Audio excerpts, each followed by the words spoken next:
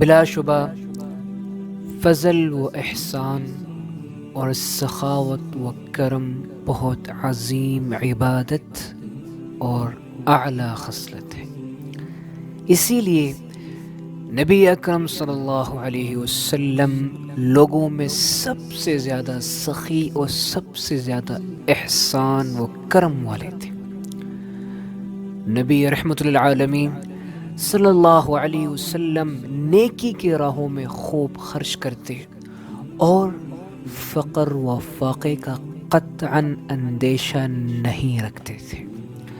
حضرت انس بن مالک رضی اللہ تعالی عنہ سے مروی ہے کہ رسول اکرم صلی اللہ علیہ وسلم سے جس چیز کا بھی سوال کیا گیا آپ نے وہ چیز عنایت فرما دی، اور اسی طرح آپ صلی اللہ علیہ وسلم نے لوگوں کو بھی خرچ کرنے کی اور اس میں جلدی اور سبقت کرنے کی ترغیب دی ہے۔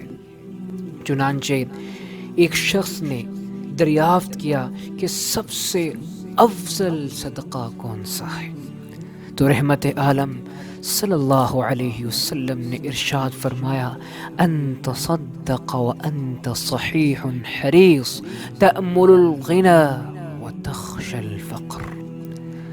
تمہارا اس حالت میں صدقہ کرنا کہ تم تندرست ہو، تمہیں مال و دولت کی حرص ہو، تم مالداری کی آرزو رکھتے ہو، اور تم کو فقر و فاقے کا خوف ہو۔